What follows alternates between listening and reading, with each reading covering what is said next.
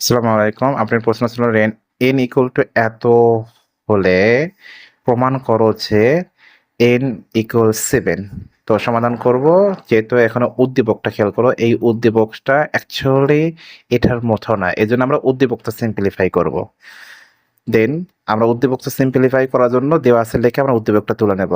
খেয়াল করেন, এখানে দেখেন একটা জিনিস খেয়াল করুন, 7, এখানেও 7, এখানেও 7, সবগুণ ভিত্তি কত? 7। আবার এখানেও ভিত্তি 7 আছে। তো আমরা প্রথমত চেষ্টা করব 7 ভিত্তিকটা মিল করার জন্য।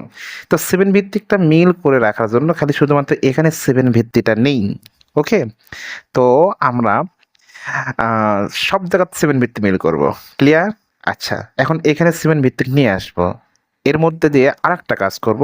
অঙ্কের শুরুতে আমাদের যে কাজটা করতে হবে সেটা হলো ব্র্যাকেট আছে নাকি। যদি ব্র্যাকেট থাকে তাহলে ব্র্যাকেটের কাজ করতে হয়। ব্র্যাকেটের ৩ ধরনের কাজ থাকে। কয় ধরনের? ৩ ধরনের কাজ থাকে। ফার্স্ট, ব্র্যাকেটের ভিতরে কাজ করতে হবে। একটা ব্র্যাকেটের ভিতরে কাজ করতে হয়। ব্র্যাকেটের ভিতরে কাজ করতে হয়। দেন আ ব্র্যাকেটের উপরে কাজ করতে হয়, পাওয়ারের কাজ করতে হয়। দেন ব্র্যাকেটের পাশে কাজ করতে হয়। আমরা প্রথমত আমরা এখানে ব্র্যাকেট পাচ্ছি। ব্র্যাকেটের ভিতরে কোনো কাজ করা যাচ্ছে না। এজন্য আমরা ব্র্যাকেটের উপরে কাজ করব। যেহেতু ব্র্যাকেটের উপরে কিছু নাই, ব্র্যাকেটের সাইডে আছে, তো এটা আমরা কাজ করব। এটা দিয়ে কাজ করি, এই যে এম, এই এমটা এর সাথে গুণ আকারে আছে, এই এমটা এর সাথে গুণ আকারে আছে। এই এমটাকে যদি এর সাথে গুণ করে দিই তাহলে কি হবে? M square. এই এমটাকে যদি ওয়ানের সাথে গুণ করে দিই তাহলে এমকে এম হবে। ওকে? আচ্ছা, দিন এই পাশে যাব। এখানে একটা জিনিস খেয়াল করেন মনোযোগ সহকারে। এখানে কি 7 আছে? তাহলে আমরা 7 নিয়ে আসবো। আমরা প্রথমত কি করব? 7 নিয়ে আসবো। 7 নিয়ে আসার পরে 7 এর উপর কত পাওয়ার করলে 49 হয়? 7 এর উপর পাওয়ার 2 করলে 49 হয়। তারপর পাওয়ার কি আছে? আ m প্লাস 1 আছে। দেখেন স্যার, ওকে? এখন দেখেন এই 2 টা এর সাথে গুণাকার আছে, এই 2 টা এর সাথে গুণাকার আছে। এই 2 টাকে যদি এর সাথে গুণ করি, এই 2 টা যদি এর সাথে গুণ করি তাহলে কি হয়? এই 7 আছে, 7 টা থাকবে। এই 2 টা m এর সাথে গুণ করলে কি হবে? 2m হবে। এটি প্লাস চিহ্ন আছে, এই যে প্লাস চিহ্ন। এই 2 টা 1 এর সাথে গুণ করলে কি হবে? 2 একে 2।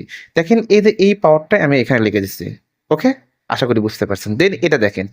এই m টা এই m এর সাথে গুণ হবে, ঠিক আছে? এর সাথে গুণ হবে। সহজ কথা হলো a minus b into a plus b। তাহলে কি লেখা যায়? a square plus b square. আর আরো সহজ করে আমরা মানে শর্টকাট করতে পারি। এই m টাকে m এর সাথে গুণ করলে কি হবে? m স্কয়ার, এটি প্লাস মাইনাস আছে, এটি হলো প্লাস। প্লাস মাইনাসে মাইনাস, এই 1 থেকে 1 এর সাথে গুণ করলে 1 হয়। ওকে? এখন দেখেন যে রুট মানে ঘন রুট আছে, 7 এর উপর পাওয়ার 9 আছে। স্যার এখানে একটা জিনিস খেয়াল করেন, যদি এরকম ঘন রুট থাকে তাহলে তার মান হলো 1/3। ঠিক আছে? তার মান কত? 1/3। এখন দেখেন এই যে 1/3 এর সাথে যদি আমি 9 গুণ করে দিই, যদি 9 গুণ করে দিই তাহলে ক্যালকুলেশনটা কি হবে? 9 কে 9, আর এখানে 3 আছে নিচে ভাগ, এই হলো 3। দেন 9/3। দেন তারপরে আমরা কি করব? নিচে আসবো। নিচে এসে দেখেন এখানে 7 আছে, এখানেও 7 আছে। তাহলে 2টা ভিত্তি সেম, একটা ভিত্তি লিখবো। উপরে যে আছে তা আমি আরামসে লিখে দিলাম। এখানে ভাগ চিহ্ন আছে, ভাগ চিহ্ন থাকলে পাওয়ারের মাঝখানে কি হবে? বিয়োগ চিহ্ন হয়। আর বিয়োগ চিহ্ন হলো চিহ্ন পরিবর্তন।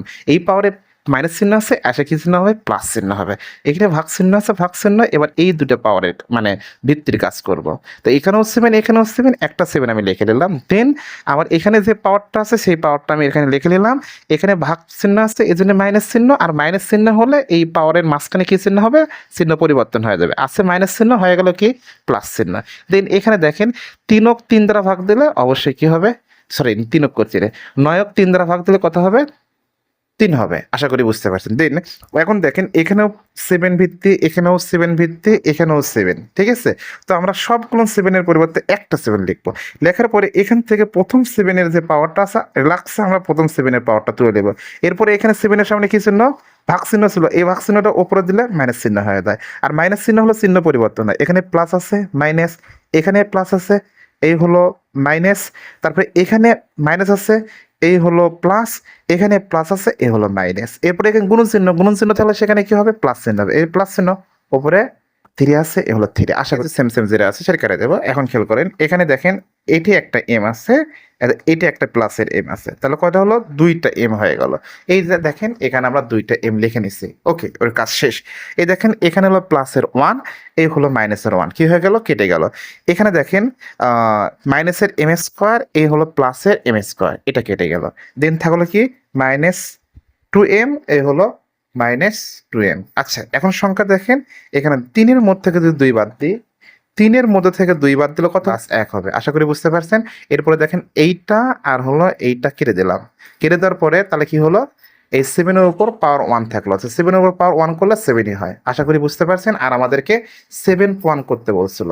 তো আমাদের প্রমাণ হয়ে গেছে, এজন্য প্রমাণিত। আশা করি বুঝতে পারছেন। ওকে।